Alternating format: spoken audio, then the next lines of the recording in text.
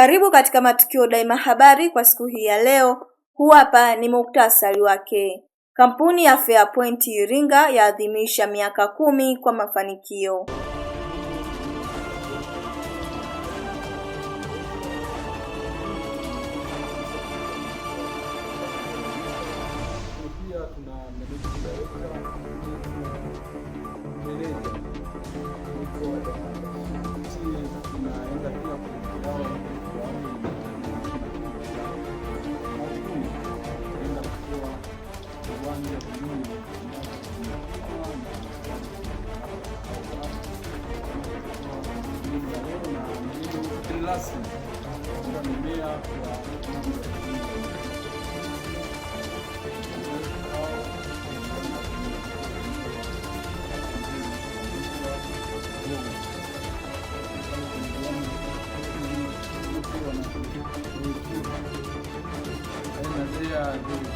Polisi Gangilonga waasa bodaboda kuzingatia usalama wa raia na mali zao.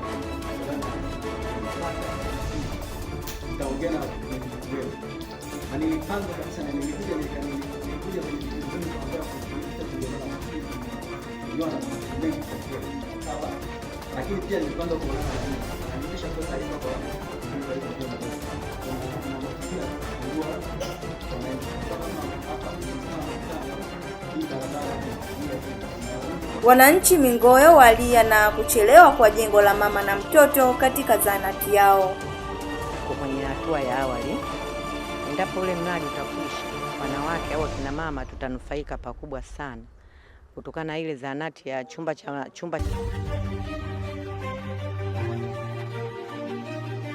Habari za kutwa popote ulipo pale mtazamaji wa Matukio Daima Media.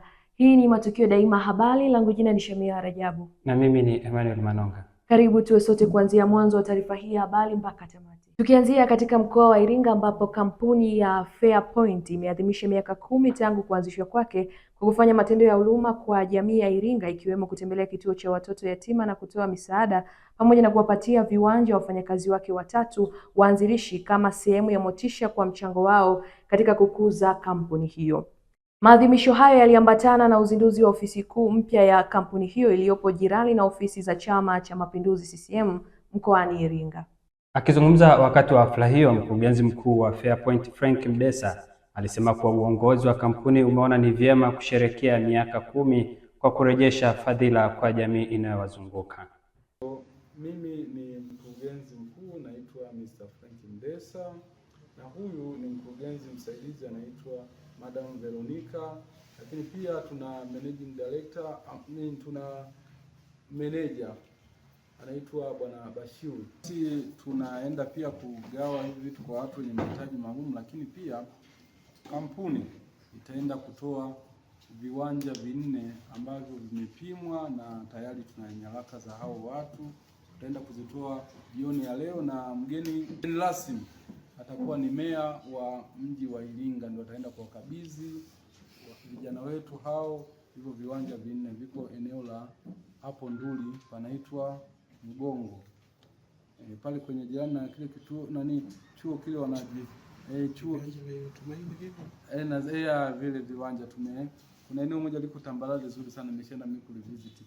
Ndio viwanja naenda kugawa kwa vijana wetu kama shukrani wa kidogo ambacho tunaweza kukipata tugawane nacho. Asante. Kwa upande wake, mstahiki meya wa manispaa ya Iringa Ibrahim Ngwada amevutiwa sana na kile ambacho Fairpoint imekuwa ikifanya, huku akitoa pongezi kwa kampuni hiyo kwa kuendelea kutoa ajira kwa vijana na kuchangia maendeleo kwa taifa. Fairpoint, asante. Karibu ndugu wakurugenzi wa Fairpoint, kwa maana ya Mdesa pamoja na mke wako, samahani jina lako sifahamu, lakini mameneja wa benki waliokuwa hapa, ikianza kakaangu Bustani, meneja wa CRDB, lakini meneja wa NMB, meneja wa Finka,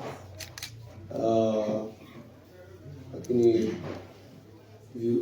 wadau na watu wengine ambao tumekuja hapa kumuunga mkono ndugu zetu wakurugenzi wa Fairpoint, lakini pamoja na wafanyakazi wa Fairpoint wote tulioko hapa. Umeona Noel Shelembi pamoja na sijamuona vizuri, lakini nimeambiwa na mtumishi wa halmashauri, nilikuwa sijamuona vizuri, yuko mbali kidogo, na wote Kamwele Mnogage, mambo. Ndugu wakurugenzi Mdesa pamoja na mkeo, kwanza mimi nichukue nafasi hii kumshukuru sana Mwenyezi Mungu kwa hili jambo ambalo umefanya hapa. Ndugu zangu, kwa kweli mimi nilipata mwaliko huu leo asubuhi. Na leo ilikuwa siku ya Jumapili. Alinipigia huyu jamaa, huyu mzee, akaniambia na tukio hili ambalo linafanyika hapa. Kwa kweli kwa maana ya utaratibu wa kiitifaki, na mimi ningesema bwana, barua ungekuja jana, ungekuja juzi, vyovyote vile ingewezekana. Lakini kwa kweli nikakubali mara moja kabisa kwamba ninakuja kwenye hii shughuli ambayo inafanyika hapa. Lakini kwa nini nilikubali mara moja kuja? Nilikubali kuja hapa mara moja kwa sababu kwanza ya mtu mwenyewe alionipigia simu. Ni mtu ambaye ana mahusiano mazuri, ni mtu ambaye anapenda ushirikiano, ni mwana Iringa mwenzangu, na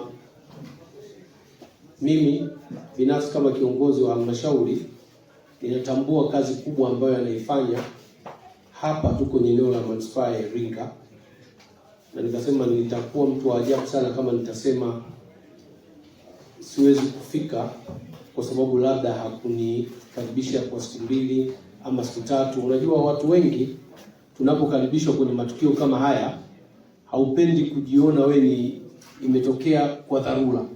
Yaani upendi kujiona kwamba alikuwa anatakiwa kualikwa mtu fulani, labda huyo mtu fulani hayuko Iringa, kwa jamaa kafikiria kaona mtu ambaye anaweza kuja kwa haraka ni mstekimea.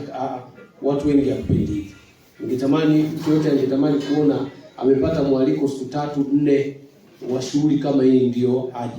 Lakini kwa sababu ya ndugu yangu halivyo, lakini kwa sababu mimi binafsi kama kiongozi na kiongozi wa halmashauri, kiongozi wa serikali, ninatambua mchango wake mkubwa katika kutoa ajira, ninatambua mchango wake mkubwa katika kusaidia jamii ya Wanairinga kwa hizi huduma anazofanya, na nikaona kwamba ni lazima niweze kufika. Kwanza niweze kuchukua nafasi hii kukupongeza ndugu yangu pamoja na mke wako kulifanya jambo hili katika halmashauri yetu, katika eneo letu la manispaa ya Iringa.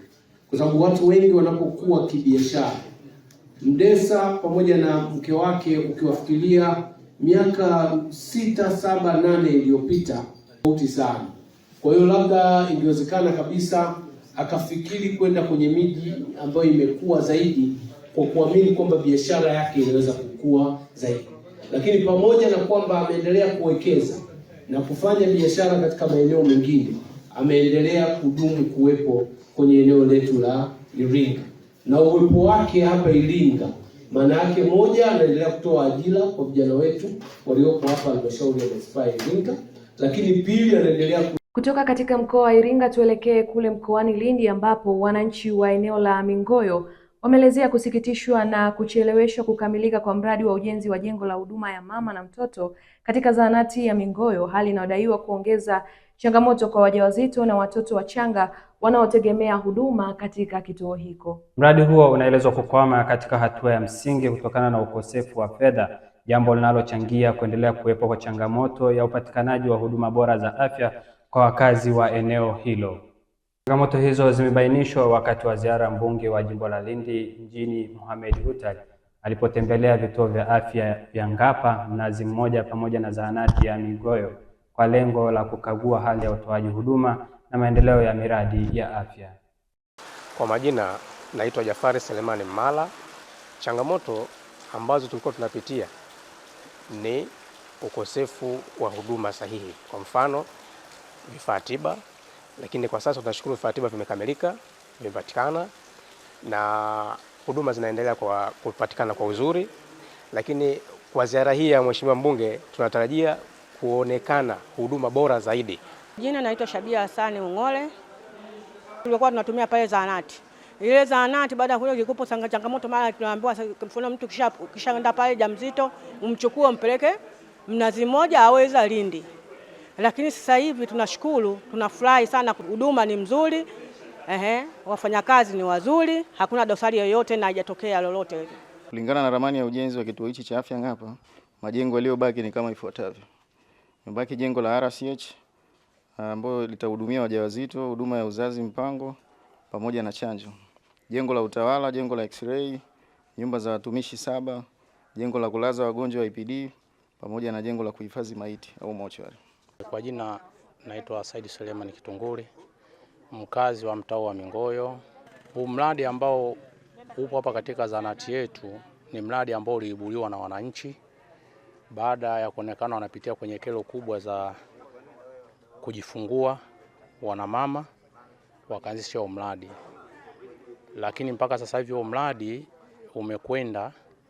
umesimama, lakini tukapata nguvu kidogo kutoka mfuko wa jimbo shilingi milioni 4 tukaweza kujenga msingi, lakini toka hapo msingi umesimama. Lakini changamoto ni kubwa sana za kujifungua kwa mama, kwa sababu zahanati na watu wengi sana wanakuja kujifungua, lakini huwa wanapata shida sana. Majina naitwa Asha Saidi maarufu Asha Son. Ule mradi wa chumba cha mama na mtoto uko kwenye hatua ya awali. Endapo ule mradi utakwisha, wanawake au akina mama tutanufaika pakubwa sana. Kutokana na ile zahanati ya chumba cha kliniki cha zamani, kwanza kina joto, alafu hakiko salama. Hakuna sehemu kwamba ukijifungua mtoto mama na mtoto upumzike pale. Kwa maana ndo tunaomba ufanywe jitihada ule mradi wa chumba cha mama na mtoto umalizike, sisi tutapata afueni kubwa sana akina mama. Kwa jina naitwa Ashura Hamisi Hassan, ni kaimu mganga mfawizi wa zahanati ya Mingoyo. Kuna changamoto, pamoja na yote, changamoto ambayo kubwa ipo katika mradi huu ni pamoja na kukosekana kwa fedha za kumalizia mradi huo. Pia kutokana na changamoto pia tuna mafanikio katika mradi ambayo tunayatarajia. Mheshimiwa Mbunge, mradi huu ukikamilika basi tutanufaika kwa mambo yafuatayo: upatikanaji wa huduma bora za afya ya mama na mtoto pamoja na usalama wa mama na mtoto. Lakini ya pili pia upatikanaji wa eneo zuri kubwa na lenye ubora kwa ajili ya kutolea huduma za afya ya mama na mtoto. Kwa majina naitwa Hassan Njalau, mkazi wa Mnazi Mmoja, na napenda kutoa shukrani kwa serikali kwanza kwa kutuletea kituo hiki cha afya ambacho kinatusaidia sana katika huduma za kiafya katika ngazi ya jamii zetu kwa ujumla. Na kituo hiki ni muhimu sana kwa kwetu hapa kwa sababu kinahudumia zaidi ya kata zote zinazotuzunguka kwa ujumla. Lakini hiyo hapo tutatafuta namna nyingine ya kuweza kupambana ili liweze kusimama hilo jengo. Na huduma hiyo ni ya muhimu sana. Tumeona maeneo ambayo yanatumika, tumeenda pale. Tumeona eneo lile ni finyu sana. Finyu, halina hadhi. Kwa hiyo ni lazima tupambane kuhakikisha kwamba jengo hilo nyuma linakamilika. Nafikiri tunaelewana. Baada ya kumaliza hayo, niwashukuru sana, asanteni. Ukiniona sipo jimboni, maana yake nipo bungeni au nina shughuli maalum ambayo shughuli hiyo inanisukuma kufanya kazi za jimbo. Lakini kikubwa ninachokitaka ni kuwa karibu na wananchi wangu, kujua matatizo yao. Ukijua matatizo ya wananchi wako, unakuwa na uwezo wa kuwasemea. Ziara hii nimelazimika kuifanya niweze kujua matatizo ya sekta ya afya, ili nipate nafasi ya kuzungumza. Vituo vya afya tulivyovitembelea ni viwili na hapa zahanati. Mkaguzi msaidizi wa polisi Masi kata ya Gangilonga mtaa wa Kilimani mkoani Iringa amewataka waendesha bodaboda kuzingatia usalama wa raia na mali zao hasa wanapofanya kazi nyakati za usiku. Akizungumza na Matukio Daima Media, amesema kuwa ni muhimu kwa madereva hao kuzingatia sheria na taratibu za usalama ili kupunguza vitendo vya uhalifu vinavyoweza kutokea katika maeneo ya makazi. Kutokana na maeneo kata na hivyo nitaongea na mwenyekiti wenu na nilipanga kabisa, na nilikuja kwenye video vyenu nikamwambia wiki iliyopita tungeonana, lakini nimelemewa na majukumu mengi kweli. Sawa? Lakini pia nimepanga kuonana na nyie na nimeshatoa taarifa kwa video karibu vyenu vyote. Kuna matukio ya kusumbua wananchi. Kwa mfano kama hapa kwenye mtaa wa Makutano, hii barabara hii na hii ya juu, kuna malalamiko kwamba nyie mnapiga kelele. Mnaendesha pikipiki mwendo mkubwa alafu mnazima, mnawasha inapiga kama risasi cha namna hiyo. Na mnapiga kelele. Sasa watu waliolalamika, nilikuja nikawapa taarifa kwamba tutakaa. Hatujakaa, tutakaa. Lakini pia na nyie tulikubaliana kwamba mpewe taarifa mje ili msikie kikao. Watakaohudhuria watasajiliwa, ndio watakao kwa bodaboda wa nini? Wa mtaa wa Kilimani. Kwa sababu nyie ndio wadau wa nani? Wa ulinzi na usalama pia wa mtaa wa Kilimani. Hapo chini ya Makutano pameibiwa, kuna duka la vinywaji vilivunjwa ile Jumaa iliyopita. Wakaiba vinywaji kama vya milioni 18 Makutano chini. Sawa? Lakini utashangaa kwamba bodaboda wapo na hakuna mtu mwenye taarifa. Lakini utashangaa pia kuna tukio linaweza likafanyika, yale matukio yetu yale mengine yanafanyika kwa siri sana, lakini watu wanajua. Lakini nyumba inaweza ikazuka bati hata 3-4 na watu wasijue pia. Lakini lingefanyika tukio lile letu lile lingine, watu wanajua na wanasikia taarifa baadaye huko. Hebu tujaribu basi kushirikiana basi, hata taarifa, hata matukio yanayofanyika mengine tupeane taarifa kama tunavyopeana taarifa yale matukio yale mengine. Sawa? Mwenyekiti, mimi nakushukuru. Nashukuru sana. Sasa hivi ni ujenzi wa ofisi ya mtaa nadhani. Okay. Karibu. Na kwa upande wake mwenyekiti wa mtaa wa Kilimani amesema kuwa ni muhimu kwa waendesha bodaboda wote kuwa na vitambulisho vinavyotambulisha ili kurahisisha utambuzi wao wanapofanya kazi katika eneo hilo, jambo ambalo linasaidia kubaini haraka wahusika iwapo matukio ya kihalifu yanapotokea. Mjiorodheshe hapo na namba zenu, na mzee amezungumza vizuri sana. Mlete na utambulisho na mlikotoka na namba za simu za wenye viti wa kule, mtakuwa mko salama kabisa. Sasa nyinyi kwa sababu ni bodaboda na wanayekuja wahalifu ni bodaboda, mtawajua. Mkishawajua mtoa taarifa, ndio maana nasema kuna police kata hapo. Si ndio? Najua wewe huwezi kulinda pale, anakuchukua mtu unaondoka. Unapoondoka kule panakuwa panaibiwa, si ndio? Sasa nyinyi sasa ndio mnakuwa kwenye kamati ya ulinzi na usalama kwenye mtaa husika mnayofanyia kazi yenu ya bodaboda. Sawa sawa bwana. Kwa hiyo mimi najua kabisa nyinyi mnajiorodhesha. Nilipita mara 5 mara 6, jamani naomba nileteni majina. Hamleti majina. Ila mnafanya kazi. Na mnafanya kazi kwenye mtaa wenye utawala na unawapa taratibu wa mtaki. Kuna mtu mmoja nilimwambia akasema bwana pale bwana sisi tuna umoja wetu bwana. Sasa nikisema nenda kwa mwenye umoja huyo mwambie nyinyi hatuwataki hapa. Kwa sababu mnakataa kufuata masharti ya mtaa, si ndio?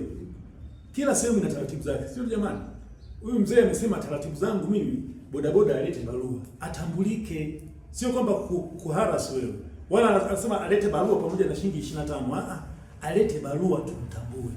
Na nyinyi kama mnafanya mitaji hapa, si ndio anajiunga kwa 200,000, si ndio? Mtu anajiunga na 200,000. Mimi kuna mtoto mmoja nilitatua pale. Anasema lete 200,000, sasa mpunguzieni mzee anaanza maisha. Wakaongea, wakapunguziana, wakaenda, si ndio? Sasa bodaboda mna vituo vingapi? Vingapi hapa? Sababu kule upande wa siasa ni kilimo kule sio wangu, ni mtaa wa Kinondoni. Hapa ni mtaa wangu. Pale posta kwa ng'ambo sio mtaa wangu, mtaa wa Kinondoni. Lakini hapa kwa Yakuti pale ni mtaa wangu, lakini ng'ambo kwa Yakuti sio mtaa wangu, mtaa wa Sabasaba. Sasa unaona hivyo pagumu hapo. Sasa kuna ile muingiliano ile.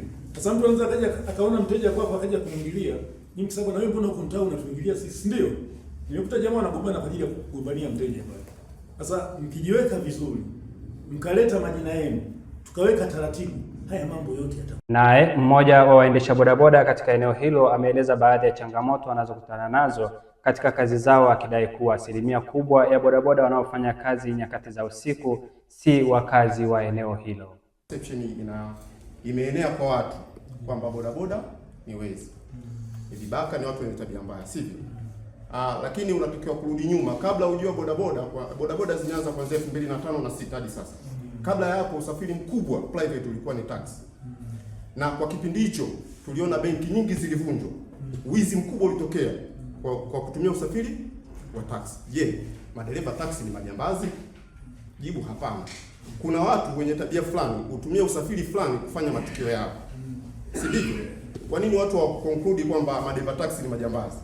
Baadaye kuna watu hutumia usafiri fulani kufanya matukio. Nikija kwenye bodaboda anayekaa Gangilonga hawezi kufanya tukio la baya kwenye eneo analopaki. Hilo lazima lieleweke, kwa sababu watu wengi pake wanatufahamu, sisi hatuwafahamu, ila kwa sababu wanapita tunawabeba, tunawasahau, ila wao wanatujua. Na ndio maana mtu yote aliyewahi kuibiwa Gangilonga, muulize unamkumbuka bodaboda aliyokuibia, atakwambia mjui. Tafsiri yake ni nini? Ameibiwa na bodaboda ambaye hapaki hilo eneo. Na sasa tuelekee kule mkoani Mwanza ambapo watu wawili wamefariki dunia kwa kuzama maji katika matukio mawili tofauti katika mkoa huo, ambapo mmoja kati yao amepoteza maisha baada ya mtumbwi waliokuwa wakiutumia kwa shughuli za uvuvi kuzama katika kisiwa cha Mbezi ndani ya Ziwa Victoria, huku mwingine akifariki baada ya kusombwa na maji ya mvua katika eneo la Nyamuhongoro. Taarifa ya vifo hivyo imetolewa na kamanda wa polisi mkoa wa Mwanza, naibu kamishna wa polisi Wilbrod Mtafungwa, ambaye amesema mmoja waliofariki ni wavuvi aliyekuwa akifanya shughuli za uvuvi katika Ziwa Victoria kabla ya mtumbwi aliokuwa akiutumia kuzama. Mtu mmoja aitwaye Abubakar Shabani Ramadhani ana miaka 44, yeye ni mvuvi na mkazi wa kisiwa hicho cha Mbezi. Alizama majini na kupoteza maisha alipokuwa akifanya shughuli zake za uvuvi. Marehemu alikuwa akitumia mtumbwi ambao haujasajiliwa. Mwili wake ulipatikana siku ya tarehe 25 mwezi wa pili mwaka huu. Ulipatikana ukiwa unaelea pembezoni mwa fukwe za Ziwa Victoria katika eneo la Bushata katika kisiwa hicho cha Mbezi. Pia ulipatikana mwili wa mwanamume ambaye anakadiriwa kuwa na umri kati ya miaka 40 mpaka 50 hivi. Mwili huo ulikutwa katika shamba la miwa lililopo kwenye bonde la mto. Uchunguzi ambao umefanywa na jeshi la polisi umeonyesha kuwa marehemu alisombwa na maji kutoka eneo jingine na hadi alipokutwa katika eneo hilo, kwa sababu hapo kuna mto ambao unapita na mto huo umekuwa ukiongezeka kwa sababu ya hizi mvua zinazoendelea kunyesha. Operation ya kuwakamata madereva wanaoendesha vyombo vya moto barabarani ambao wamekuwa wakitumia vyombo hivyo pasipo kusajiliwa, lakini wengine wamekuwa wakitumia vyombo hivyo vya moto kutembea barabarani huku vikiwa vimewekewa miungurumo ambayo haikuwepo katika uhalisia wake. Jumla ya madereva 23 wamekamatwa na magari 14 yamekamatwa, pikipiki za magurudumu 8 zimekamatwa na pikipiki ya magurudumu matatu 1 imekamatwa kutokana na uvunjaji huo wa sheria, kanuni na taratibu za usalama barabarani. Mtazamaji, kwa nukta hiyo, huu ndio mwisho wa Matukio Daima Habari kwa siku ya leo. Kabla ya kutamatisha, huu hapa ni muhtasari wake.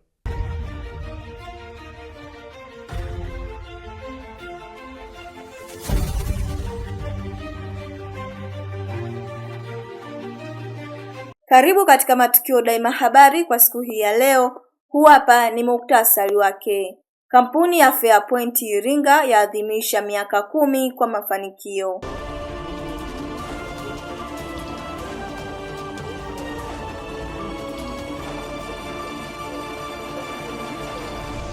Pia tuna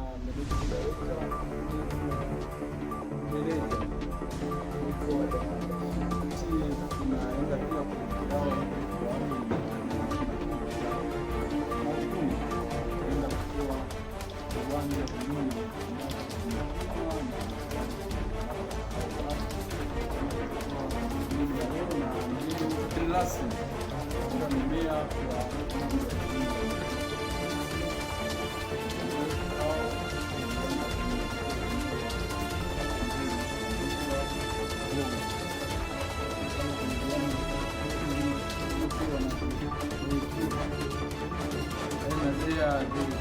Polisi Gangilonga waasa bodaboda kuzingatia usalama wa raia na mali zao. Nitaongea na nilipanga kabisa na nilikuja nilikuja kwenye video zenu nikamwambia kuipita tungeona na mambo mengi kwa kweli. Sawa. Lakini pia nilipanga kuonana na nyinyi. Nimesha kwa taarifa kwa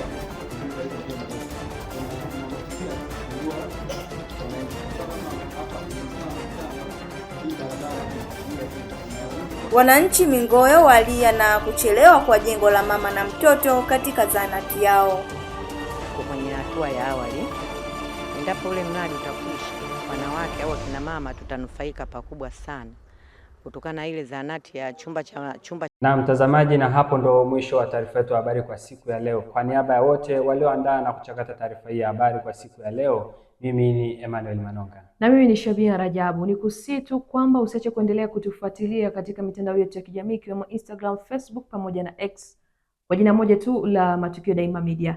Asante, uwe na usiku mwema. Fundi Mduba, haya matofali umenunua wapi? Mbona ni laini kama biskuti? Mkeo huyo alisema nijenge kwa tofali za block ila hakusema ninunue wapi.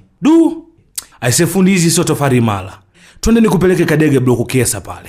Twende wote, maana hata mimi wanasikia na wengi wanasifia tofali zao, ni kiwango mume wangu. Kadege Block ni watengenezaji wazuri wa tofali za block aina zote, kuanzia tofali inchi 4, inchi 5 na inchi 6. Pia ni wataalamu wazuri wa kutengeneza paving, cobblestone, luvasi na masterface za kisasa, bila kusahau huduma ya kusogezewa mchanga, kokoto na mawe. Sisi ndio kazi zetu kwa uaminifu mkubwa. Tupo Kihesa Mwachanga na Kigonzile geti jeusi darajani, na kwa Kilosa tunatazamana na kwa Kilosa sekondari. Tupigie simu namba 0756 635380 au 0711920289. Asante sana mume wangu, kweli umeonyesha upendo mkubwa kwangu na familia. Ndio maana hakuna mama mwenye gari, mama bora ni mama mwenye nyumba. Familia bora ni nyumba imara, na nyumba jenga na Kadege Block Kiesa. Nikwambie kitu mtazamaji wa Matukio Daima. Clock Tower Kefu ni moja tu. Tofauti ya Clock Tower Kefu na sehemu nyingine ni moja. Kwanza Clock Tower Kefu wahudumu wake ni wacheshi, lakini huduma zao ni bora kuliko, lakini kubwa zaidi kwamba vitu vyao vyote vinavyouzwa Clock Tower Kefu ni bei nafuu kuliko. Usiulize wapi kefu nzuri, uliza tu Clock Tower Kefu.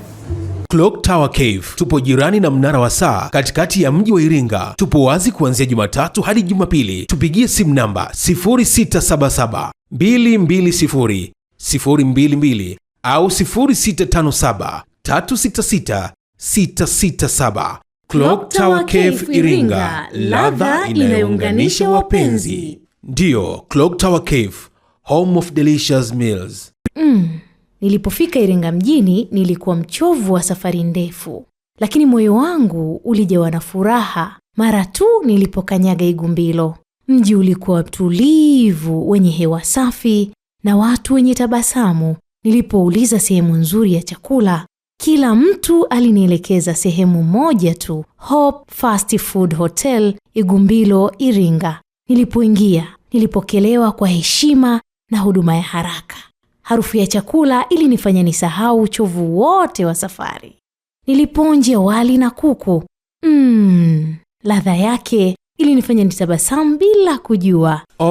Ni simulizi nzuri, nimeipenda. Nitaweka kwenye folder la kumbukumbu zangu ili ukumbuke kuwa simulizi hii inaendelea kuishi. Hope Fast Food Hotel Igumbilo, Iringa inathamini safari yako, na thamani yako ni pamoja na chakula kizuri kwa gharama nafuu. Hope Fast Food Hotel Igumbilo, Iringa. Tupo Iringa mjini. Kwako wewe msafiri wapo Iringa, karibu tukuhudumie. Tupigie simu namba 0762 173293. Hope Fast Food Igumbilo, Iringa. Furaha yako inasindikizwa na chakula kitamu. Karibu Iringa, karibu LM Lodge. Hapa ndipo penyewe. Vyumba vyetu ni kiwango cha gharama nafuu zaidi. LM Lodge hapa ni free wifi, kifungua kinywa zaidi ya nyumbani, maji ya moto wakati wote, parking ya uhakika na ulinzi kama jeshini. LM Lodge tunapatikana Kichangani, Iringa mjini. Tupigie simu namba 0745820310 ama 0678886657. LM Lodge, hapa ni comfort zone.